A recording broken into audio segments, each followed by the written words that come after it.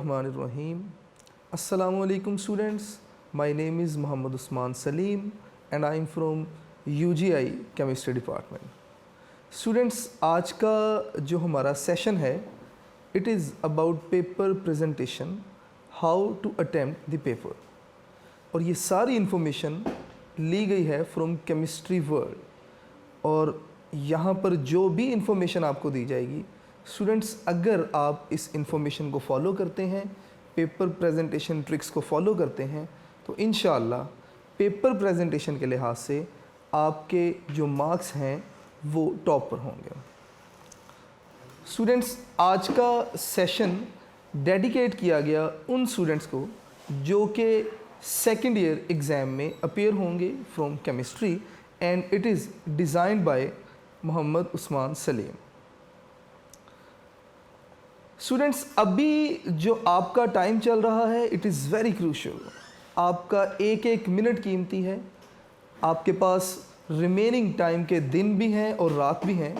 आप double time utilise कीजिए, मेहनत कीजिए और मैक्सिमम मार्क्स अटेन करने की कोशिश कीजिए।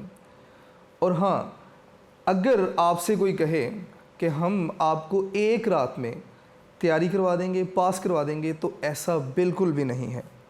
हमें एफएससी में पास नहीं होना, हमें एफएससी में इंशाअल्लाह या तो मेडिकल या इंजीनियरिंग यूनिवर्सिटी में एडमिशन लेना है और उसके लिए हमें दिन रात मेहनत करके अपने मैक्सिमम जो रिज़ल्ट्स हैं उन्हें अटेन करना है। स्टूडेंट्स, मैक्सिमम रिज़ल्ट्स अटेन करने के लिए सबसे पहले हमें पेयरिंग स्कीम का आइडिया होना चाहिए। तो हम सेकेंड ईयर केमिस्ट्री की जो पेयरिंग स्कीम है 2021 के लिए एक्सपेक्टेड स्कीम को हम डिस्कस करेंगे।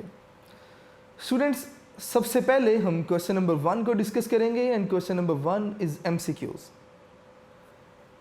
अगर आप देखें तो चैप्टर 1, 2, 3, 4, 6, 7, 8, 9, 10, 11 और 15 स्टूडेंट्स, ये वो चैप्टर हैं जिनमें से एक MCQ आएगा फ्रॉम ईच चैप्टर्स।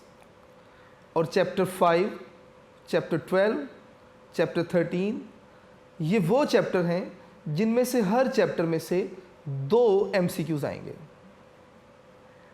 ये हमारा क्वेश्चन नंबर 1 था जिसके टोटल 17 मार्क्स हैं और अगर आप अच्छे तरीके से यूनिक नोट से आप प्रिपरेशन करते हैं तो इंशाअल्लाह आप अपने 17 मार्क्स अटेन कर सकेंगे। क्वेश्चन नंबर 2 हमारा सब्जेक्टिव पार्ट जिसमें क्वेश्चन नंबर 2, 3, 4 और इसी तरह से क्वेश्चन नंबर 5, 6, 7, 8 और 9 होंगे। अब क्वेश्चन नंबर 2, 3 और 4 स्टूडेंट्स, इन क्वेश्चंस में हमने शॉर्ट क्वेश्चंस को अटेम्प्ट करना है। सबसे पहले हम बात करेंगे क्वेश्चन नंबर 2 की। अगर आप क्वेश्चन नंबर 2 देखें तो इसमें 12 क्वेश्चंस होंगे जिसमें से आपने 8 क्वेश्चंस अटेम्प्ट करने होंगे। कौन कौन से वो चैप्टर्स हैं जिनमें से क्वेश्चंस आएंगे? स्टूडेंट्स, चैप्टर नंबर 1 और चैप्टर नंबर 1 में से 2 शॉर्ट क्वेश्चंस आएंगे। इसी तरह से चैप्टर 2 में से 2 शॉर्ट क्वेश्चंस आएंगे। चैप्टर 3 में से 3 शॉर्ट क्वेश्चंस होंगे। चैप्टर 4 में से 2 शॉर्ट क्वेश्चंस और चैप्टर 15 इसमें से भी 3 शॉर्ट क्वेश्चंस होंगे। स्टूडेंट्स, अगर आप इन शॉर्ट क्वेश्चंस को काउंट करें तो दीज आर 12 शॉर्ट क्वेश्चंस और आपको इन 12 शॉर्ट क्वेश्चंस में से 8 शॉर्ट क्वेश्चंस अटेम्प्ट करने हैं और ये कंपैरेटिवली इजी पोर्शन है। इसी तरह से अगर आप क्वेश्चन नंबर 3 देखेंगे, क्वेश्चन नंबर 3 में भी आपने 12 में से 8 शॉर्ट क्वेश्चंस अटेम्प्ट करने हैं। हमारे लिए शॉर्ट क्वेश्चंस अटेम्प्ट करना आसान हो जाएगा अगर हमें पता हो कि क्वेश्चन नंबर 3 में कौन कौन से चैप्टर्स में से कितने कितने शॉर्ट क्वेश्चंस आएंगे। तो अगर आप देखें तो क्वेश्चन नंबर 3 में चैप्टर 5 में से 3 शॉर्ट क्वेश्चंस आएंगे। चैप्टर 6 में से 2 शॉर्ट क्वेश्चंस। चैप्टर 9 में से 2 short questions. Chapter 12 2 short questions और चैप्टर 13 3 शॉर्ट क्वेश्चंस। स्टूडेंट्स, अगर आप शॉर्ट क्वेश्चंस को काउंट करेंगे तो दीज आर 8 शॉर्ट क्वेश्चंस और आपको इन 8 में से दीज आर 12 शॉर्ट क्वेश्चंस और आपको इन 12 में से 8 शॉर्ट क्वेश्चंस अटेम्प्ट करने हैं। इसी तरह सेक्शन 1 का जो लास्ट पोर्शन है that is question number 4। Question number 4 में टोटल 9 शॉर्ट क्वेश्चंस गिवन होंगे और आपको 9 में से 6 शॉर्ट क्वेश्चंस अटेम्प्ट करने हैं। कौन कौन से चैप्टर्स हैं जिन चैप्टर्स में से ये 9 शॉर्ट क्वेश्चंस दिए जाएंगे? स्टूडेंट्स, चैप्टर 7 में से 2 शॉर्ट क्वेश्चंस आएंगे। चैप्टर 8 में से 3 शॉर्ट क्वेश्चंस आएंगे। चैप्टर 10 में से 2 शॉर्ट क्वेश्चन। चैप्टर 11 में से 2 शॉर्ट क्वेश्चंस। इस तरह से अगर आप इन शॉर्ट क्वेश्चंस को काउंट करेंगे, दीज आर 9 शॉर्ट क्वेश्चंस और आपको इन 9 शॉर्ट क्वेश्चंस में से 6 क्वेश्चंस अटेम्प्ट करने हैं। स्टूडेंट्स, इसके बाद हम डिस्कस करेंगे सेक्शन 2 जो कि लॉन्ग क्वेश्चन है। आपको 5 लॉन्ग क्वेश्चन गिवन होंगे और आपने 3 अटेम्प्ट करने होंगे।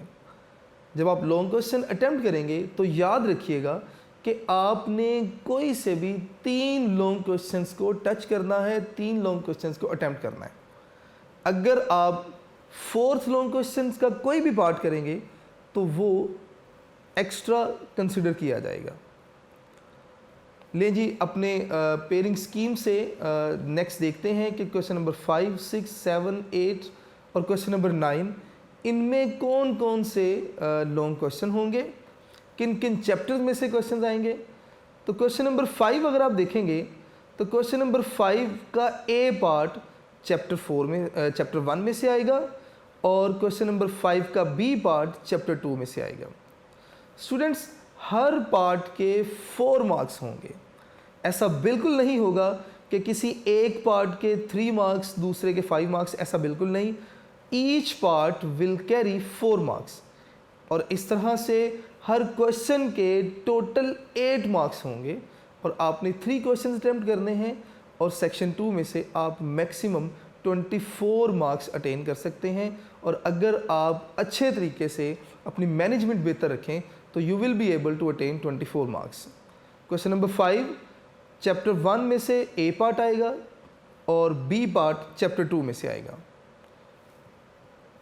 Question number 6 A part chapter 4 और B part chapter 6।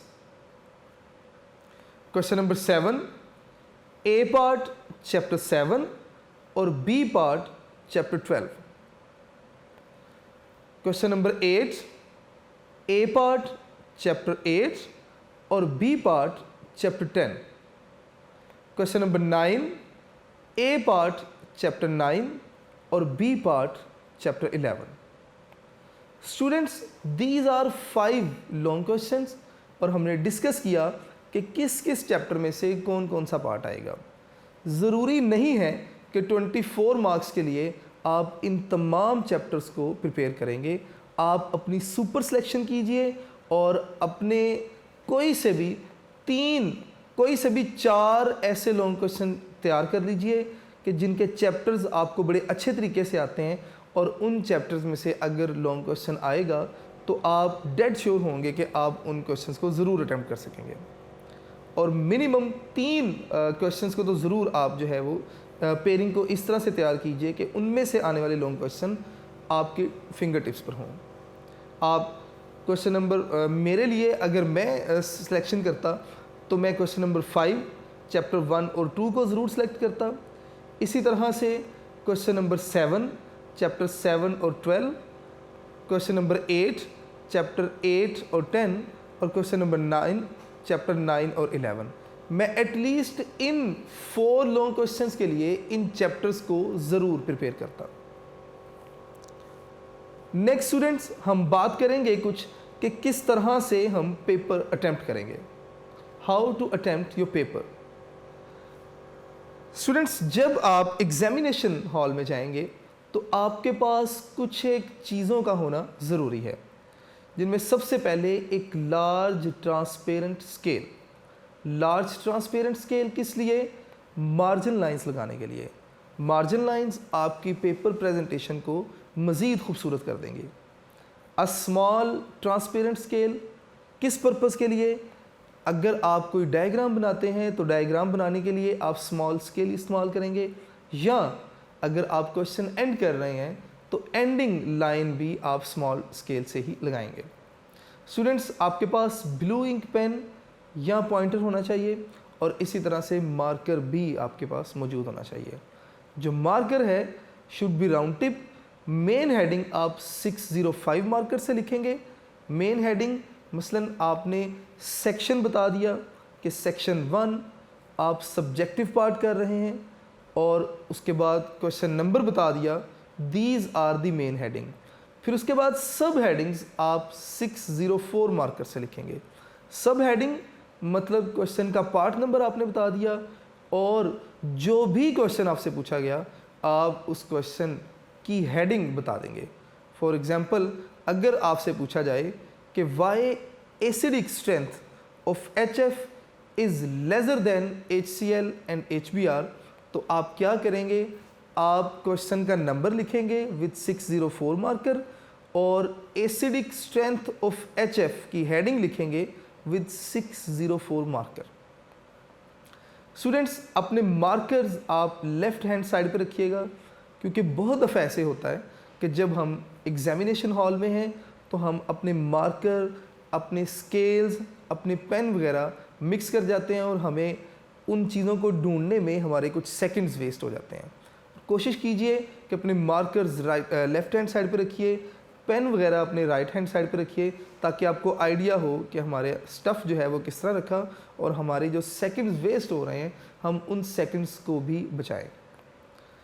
Improving diagram skills, आप जब भी डायग्राम बनाएं तो आप स्केल यूज़ कीजिए ताकि डायग्राम बिल्कुल नीट और बिल्कुल क्लीन बने। जैसे मैंने यहाँ पर क्रोमेटोग्राफी के लिए डायग्राम दिखाई है आपको। यहाँ पर स्टूडेंट्स मैंने स्केल का इस्तेमाल किया क्रोमेटोग्राफिक टैंक बनाने के लिए और क्रोमेटोग्राफिक पेपर को शो करने के लिए। और इसी तरह से आप इंक्रीजिंग वैल्यूज़ को, डिक्रीजिंग वैल्यूज़ को with the help of arrows ज़रूर शो करें। डायग्राम को लेबल ज़रूर कीजिए कि इस डायग्राम में हमारे पास कौन कौन सी ऑपरेटर्स है, उन ऑपरेटर्स को ज़रूर लेबल कीजिए और कोशिश कीजिए कि अपनी डायग्राम बनाने के बाद डायग्राम को आप एक बॉक्स में इनक्लोज कर दीजिए। इस तरीके से आपकी डायग्राम खूबसूरत बनेगी और आपकी पेपर प्रेजेंटेशन भी बेहतर होगी। नेक्स्ट बेटे,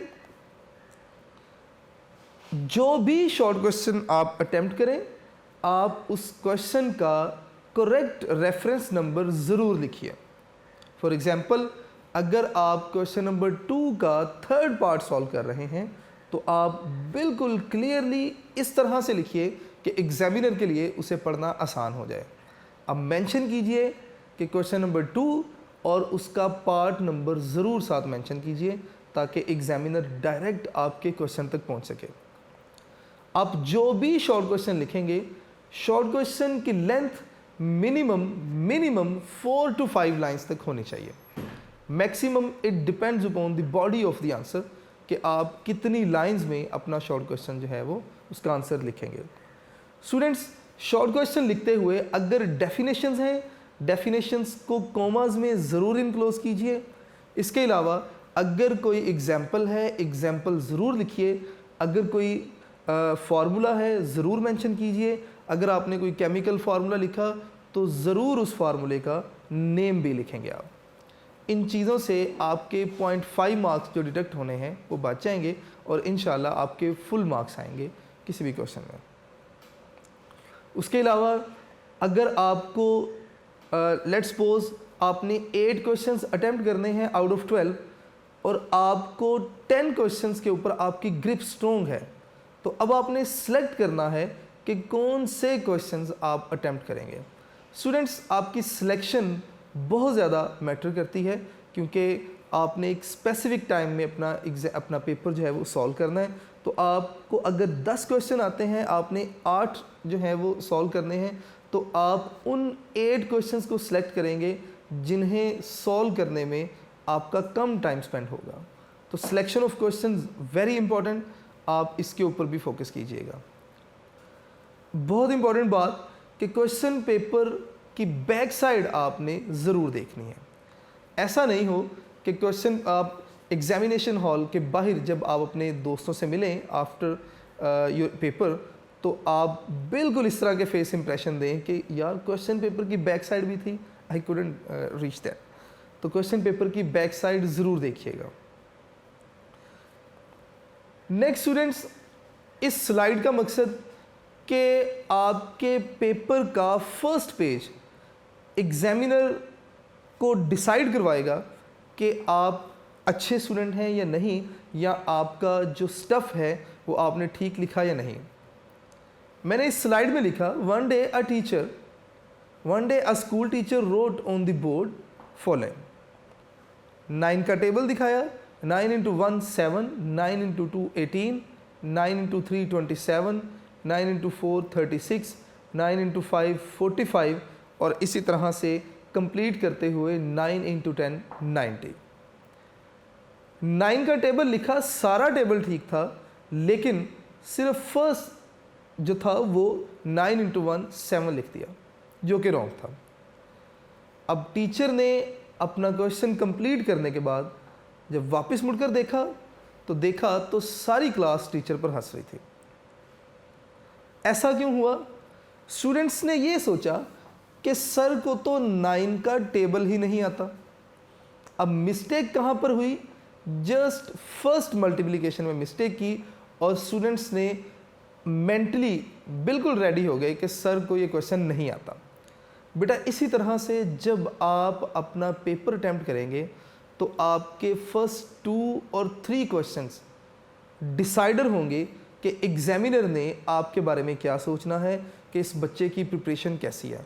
अगर आपके पहले 2 से 3 क्वेश्चंस बहुत अच्छे अटैम्प्ट होंगे तो एग्जामिनर मेंटली तैयार हो जाएगा कि ये एक अच्छा स्टूडेंट है, और इसके बाकी जो क्वेश्चंस हैं वो भी बहुत अच्छे अटैम्प्ट होंगे, और एग्जामिनर मेंटली तैयार हो जाएगा कि आपको हर क्वेश्चन में से एटलीस्ट फुल मार्क्स ज़रूर अवार्ड करने हैं।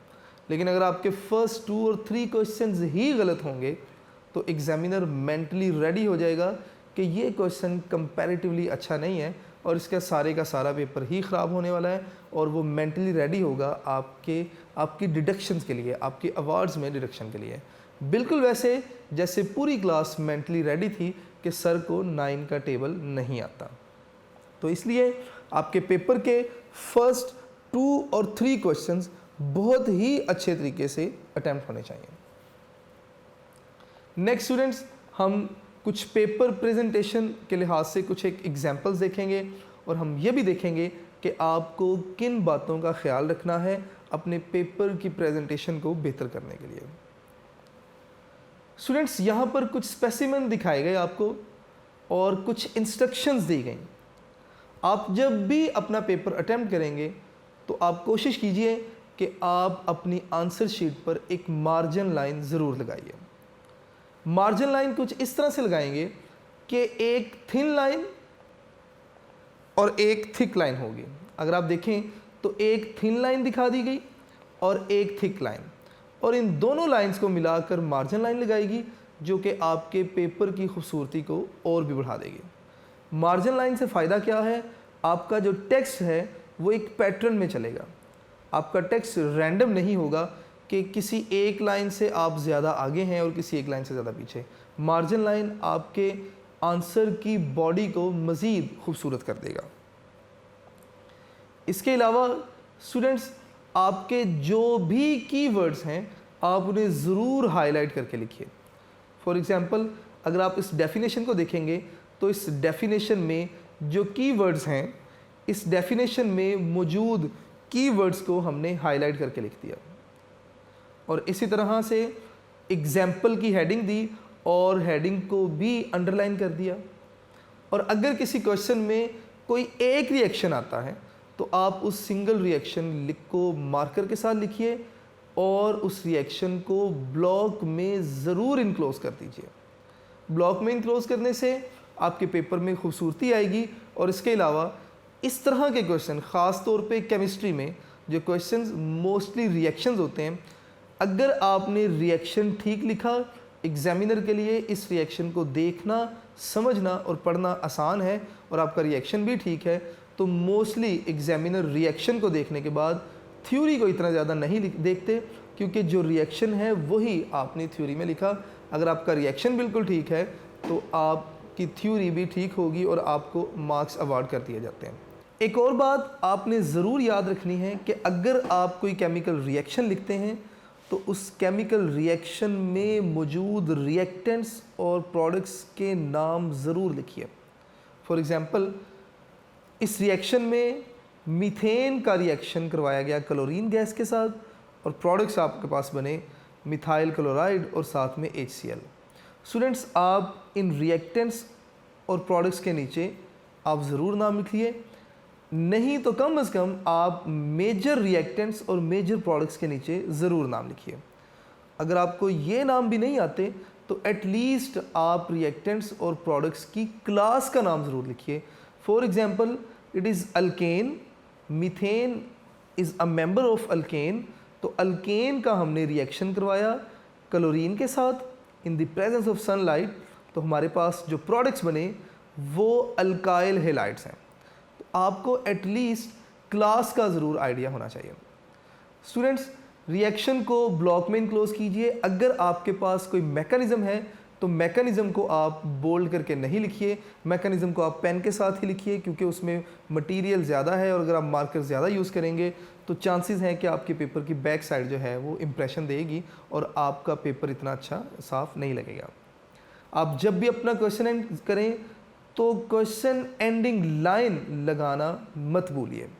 हर क्वेश्चन के एंड पर ये लाइन ज़रूर लगाइए ताकि एग्जामिनर को पता चल जाए कि यहाँ पर आपने क्वेश्चन एंड कर दिया। अगर आप ये लाइन नहीं लगाते तो बहुत दफ़ा ऐसा होता है कि एग्जामिनर दो क्वेश्चंस को एक ही क्वेश्चन समझकर दोनों के एक ही जगह पर मार्क्स अवार्ड करके चला जाता है और इस तरह से आपका एक पेपर जो था, एक क्वेश्चन जो था वो अनचेक रह गया, अनअवार्डेड रह गया, आपको मार्क्स नहीं मिलते। मोस्टली बच्चे रीचेकिंग के लिए जाते हैं और अगर आप रीचेकिंग के लिए नहीं जाते तो इट मीन्स कि आपका रिज़ल्ट जो है वो यहाँ पर अनचेक रह गया, आपके रिज़ल्ट्स के ऊपर इफ़ेक्ट होगा ये सारा। इसके अलावा अगर आपको कोई ऐसा क्वेश्चन आता है जहाँ पर कंपैरिजन पूछ लिया जाए, तो स्टूडेंट्स कंपैरिजन के लिए आप अपने पेपर, आप अपनी शीट को 2 हाफ्स में डिवाइड कीजिए और जिन भी क्वांटिटीज़ के दरमियान में कंपैरिजन पूछा गया आप उनके वैल्यूज़ को आपस में कंपेयर करते जाएं और इस तरह से आप कंपैरिजन वाले क्वेश्चंस को सॉल्व करेंगे। कंपैरिजन वाले क्वेश्चंस को सॉल्व करने के बाद अगर आप देखें तो ये पेपर एंडिंग लाइन लगाना नहीं भूलिएगा। इसी तरह से स्टूडेंट्स, अगर आप नेक्स्ट देखें तो कुछ एक और एग्जांपल्स आपको दिखाई गई कि क्वेश्चन नंबर लिखा, क्वेश्चन नंबर के बाद उसकी हेडिंग लिखी, हेडिंग को हाईलाइट किया और उसके बाद जो भी आंसर था आंसर लिखा और आंसर में जो कीवर्ड्स थे उन्हें हाईलाइट करके लिखा, एग्जाम्पल को हाईलाइट करके लिखा और उसके बाद उस एग्जाम्पल में भी जो कीवर्ड्स थे हाईलाइट किए गए, रिएक्शन लिखा और स्टूडेंट्स रिएक्शन को कोशिश करें कि ब्लॉक में इनक्लोज कर दीजिए। रिएक्टेंट्स के नाम अगर आपको पता है तो वो ज़रूर लिखिए और इसी तरह एंडिंग लाइन लगाना मत भूलिए ताकि एग्जामिनर को पता चल जाए कि यहाँ पर आपका क्वेश्चन कंप्लीट हुआ और इसके बाद नेक्स्ट क्वेश्चन स्टार्ट होगा। स्टूडेंट्स, कुछ एक और एग्जांपल्स आपके लिए दिखाई गई, इन एग्जांपल्स को ज़रा फॉलो कीजिए। सेम पैटर्न यहाँ पर भी है कि कीवर्ड्स हाईलाइट किए हैं और हेडिंग्स को हाईलाइट किया गया और उसके बाद एंडिंग लाइन ज़रूर लगाई गई। स्टूडेंट्स, कुछ और क्वेश्चंस भी हैं, इन क्वेश्चंस को भी देखिए और इनकी प्रेजेंटेशन ज़रूर देखें कि जो कीवर्ड्स हैं उन्हें हाईलाइट किया गया, एंडिंग लाइन लगाई गई, नेक्स्ट क्वेश्चन का पार्ट बता दिया गया, जो क्वेश्चन में पूछा गया था उसे एज हेडिंग बता दिया गया और उसके बाद कीवर्ड्स को हाईलाइट किया गया, क्वेश्चन एंड होने पर एंडिंग लाइन लगाई, नेक्स्ट क्वेश्चन का पार्ट नंबर और उसके बाद जो भी क्वेश्चन में पूछा गया उसे एज हेडिंग और कीवर्ड को हाईलाइट किया और क्वेश्चन को एंड कर दिया गया। तो ये बेटे कुछ पेपर प्रेजेंटेशन के लिहाज से कुछ एक चीज़ें थी जो इम्पोर्टेंट थी, आप इन चीज़ों को ज़रूर फॉलो कीजिएगा। नेक्स्ट हमारे पास मेन चीज़ आ जाती है टाइम मैनेजमेंट, कि किस तरह से आपने इन 3 आवर्स को मैनेज करना है। स्टूडेंट्स, आपका 85 मार्क्स का टेस्ट होगा, पेपर होगा, और आपको इन 85 मार्क्स के अगेंस्ट 180 मिनट्स मिलेंगे। आपने इन 180 मिनट्स में इन 85 मार्क्स को के पेपर को आपने सॉल्व करना है। स्टूडेंट्स, फर्स्ट पोर्शन MCQs, आपको 17 MCQs दिए जाएंगे और इन 17 MCQs को सॉल्व करने के लिए आपको 20 मिनट्स दिए जाएंगे। अब मोस्टली होता क्या है कि अगर हम MCQs सॉल्व करने के लिए बैठते हैं, अगर हमें फर्स्ट 5 MCQs आते थे, हमने within no time first 5 MCQs के आंसर्स टिक कर लिए। अगर हमें 6th MCQ नहीं आता तो हम बैठकर 6th MCQ के आंसर को नहीं सोचेंगे, हम स्टार्ट में 6th MCQ को स्किप करेंगे और नेक्स्ट उन तमाम MCQ को सॉल्व करते जाएंगे जिनके आंसर हमें पता है। स्टूडेंट्स, कंप्लीट करने के बाद वापस दोबारा आइए और वो MCQs जिनके आंसर नहीं पता, आप उनके आंसर सोचिए, और एग्जामिनेशन हॉल में जब आप सोचते हैं तो ज़रूर आपके माइंड में आइडियाज़ आते हैं और आप अपने रेलिवेंट आंसर तक ज़रूर पहुंच जाते हैं अगर आपने प्रिपरेशन की होगी तो। एक और बात बहुत इम्पॉर्टेंट कि आपको आंसर क्वेश्चन शीट तो दी जाएगी MCQs के लिए, आपको आंसर्स जो हैं वो बबल शीट पर लिखने होंगे। आप अपने बबल्स, अपने सर्कल्स को जिस तरह से इंस्ट्रक्शन दी गई उन सर्कल्स को बिल्कुल वैसे ही फिल कीजिएगा। अगर आप MCQ शीट पर आंसर टिक कर लेते हैं और अगर आपने बबल्स फिल नहीं किए तो स्टूडेंट्स, बबल अगर फिल नहीं होंगे तो आपको उसके अवार्ड नहीं मिलेंगे, आपको 0 मार्क्स मिलेंगे। तो याद रखना है कि MCQs के लिए जो आपको आंसर शीट मिलेगी जो कि बबल्स की फॉर्म में होगी, आप उन बबल्स को, उन सर्कल्स को ज़रूर फिल कीजिएगा। तो फर्स्ट 20 मिनट्स हमने स्पेंड किए अपने MCQs में, ये तो बिल्कुल एग्जैक्ट टाइम होगा। 20 मिनट्स के बाद आपसे MCQ शीट वापस ले ली जाएगी। उसके बाद बेटे आपको सब्जेक्टिव पोर्शन दिया जाएगा। सब्जेक्टिव पोर्शन में आपने 22 शॉर्ट क्वेश्चंस अटेम्प्ट करने हैं। स्टूडेंट्स, हम अगर हर शॉर्ट क्वेश्चन के अगेंस्ट 4 मार्क्स 4 मिनट्स स्पेंड करें तो 22 शॉर्ट क्वेश्चंस को अटेम्प्ट करने में हमें 90 मिनट्स लगेंगे, और 4 minutes are enough to spend on a short question. आप बड़ा इजीली शॉर्ट क्वेश्चन अटेम्प्ट कर सकते हैं विद इन दीज 4 मिनट्स। इस तरह से हमने अपने नेक्स्ट 90 मिनट्स सब्जेक्टिव पोर्शन में शॉर्ट क्वेश्चंस पर अटेम्प्ट किया। इसके बाद बेटे थर्ड सेक्शन हमारे पास लॉन्ग क्वेश्चंस हैं। लॉन्ग क्वेश्चंस आपने जो है वो 3 लॉन्ग क्वेश्चंस अटेम्प्ट करने हैं। अगर आप हर लॉन्ग क्वेश्चन पर 20 मिनट्स स्पेंड करें तो 3 लॉन्ग क्वेश्चन अटेम्प्ट करने में आपको 60 मिनट्स लगेंगे।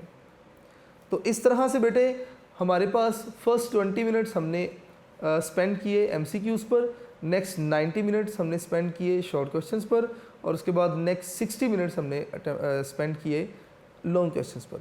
तो इस तरह से ये टोटल 170 मिनट्स बन जाते हैं। अभी भी आपके पास 10 मिनट बाकी हैं। स्टूडेंट्स, आप रिमेनिंग 10 मिनट्स को अपना पेपर रीचेकिंग और सेल्फ एवेल्यूशन के लिए इस्तेमाल कीजिए, और ये बहुत ज़रूरी है कि आप पेपर कंप्लीट करने के बाद एक बार अपने पेपर को रीचेक ज़रूर कीजिएगा। इसका फ़ायदा आपको एग्ज़ामिनेशन हॉल में ही पता चल जाएगा जब आप ख़ुद से अपने पेपर में जो कमियां हैं, जो शॉर्टकमिंग्स हैं, जो गलतियां हैं, वो ख़ुद से सॉर्ट आउट करके उन्हें सॉल्व कर सकेंगे। तो इस तरह से हम अपने इन 180 मिनट्स को स्पेंड करेंगे और कोशिश करेंगे कि अपना विद इन टाइम पेपर भी कंप्लीट करें और लास्ट में अपने पेपर को ख़ुद से रीचेक भी करें। मुझे उम्मीद है कि मेरे इस सेशन में आधे से ज़्यादा बच्चे सो रहे होंगे, और एक अच्छा टीचर वही होता है जिसकी क्लास रेस्ट में हो, सोई हो और सब लोग एंजॉय कर रहे हो क्लास को। बिल्कुल ऐसे नहीं है बेटे। अब आप FSC के स्टूडेंट हैं और इंशाल्लाह नेक्स्ट ईयर आप एग्ज़ाम के बाद यूनिवर्सिटी जा रहे हैं, तो अब भी ब्रेव और थोड़े से ग्रो भी हो जाएं, और जो भी क्लास हो आप उसे जो है वो फुली अटेंशन के साथ सुनेंगे। स्टूडेंट्स, ये हमारा आज का सेशन था, और मेरी दुआ है कि अल्लाह ताला आपको आपके मकासद में, आपको आपके इम्तहानात में कामयाबी दे, और आप अपने पेरेंट्स के लिए, अपने टीचर के लिए, अपने इंस्टीट्यूट के लिए फ़ख्र बने और आप लोग अपने जो भी आपके फ्यूचर प्लान्स हैं, आप उन फ्यूचर प्लान्स, अपने एम्स, अपने गोल्स को अचीव करें। तो इंशाल्लाह इन तमाम इंस्ट्रक्शंस के साथ आपके बेहतर रिजल्ट्स होंगे। और इसके साथ ही आज का सेशन ख़त्म करते हैं बेटे। थैंक यू, अल्लाह हाफिज़, अपना ख्याल रखिएगा।